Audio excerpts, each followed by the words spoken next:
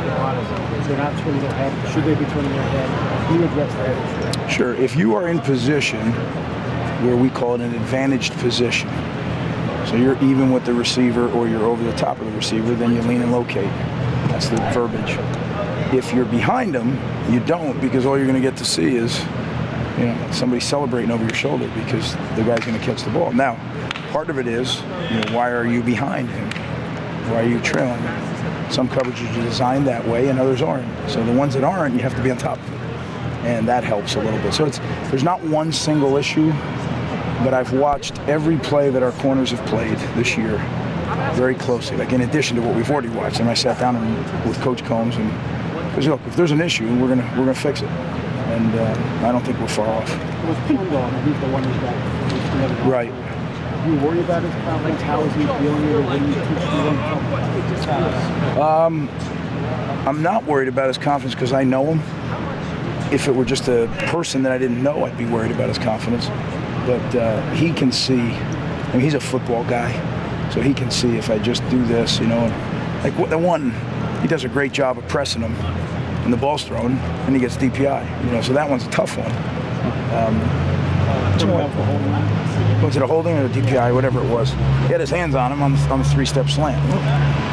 Sometimes that happens. If you play press coverage, that's going to happen once in a while. Greg, you've been in a lot of visiting locker rooms in your career. This came up yesterday with another coach in the league. I wonder if you have any personal horror stories from your past of difficult places to go visit and pregame in a locker room. I do, but I'm not going to bring them up. I don't need that.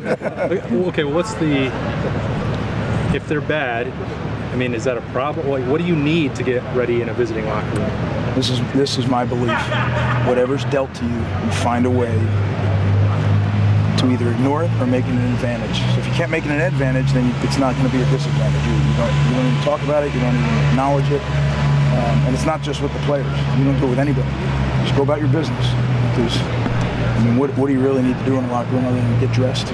Speaking of visiting locker rooms, how strange will it be to be in Rutgers? That's where I thought he was heading. Yeah, so I don't really know what he's talking about, the other story, but I've been in there many times because we use that for other stuff. It'll be weird, but life's weird, right? Just keep rolling. Reflect, when you took over Rutgers, they were very little. You took it to a top 10 program at one point. Reflect on your time there, how surreal this week's going to be for you. Well, I'm not a big sentimentalist, but I really, being from New Jersey, it was really neat to be able to go there and do what we did. My 4 kids spent the majority of their childhood there. We were there 11 years, so it'll always have a special place in my heart. But now it's all eyes forward. We have, what is it? We got eight straight league games now. Mm-hmm. Yeah, starting with Rutgers. So you got to win. Greg, you spent a lot. Is Kevin Wilson trying to give you any hints on how to handle that this week? We don't have time to even think of that. I got to be honest with you. But you put a lot of effort. You put a lot of effort, time, whatever you want to call it, into building that program. People gave you, obviously you got an NFL job out of it. Did it hurt a little bit to see it slide the last several years? What's sort of your reaction to that? Well, one of the reasons people said I was crazy to go there when I did. Yeah. We were at the University of Miami. It was an incredible program, was humming. But I'm born and raised there. My whole family lives there. So at the time, it was a dream of mine, which was a weird dream, but it was a dream of mine to make college football in New Jersey like it is in so many other great states. Mm-hmm. And, we happen to be blessed to be in the best of all the best, right? Ohio State is it. But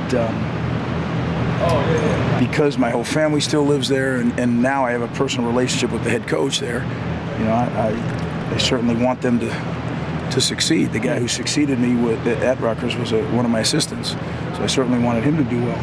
But more importantly, it's where I'm from, so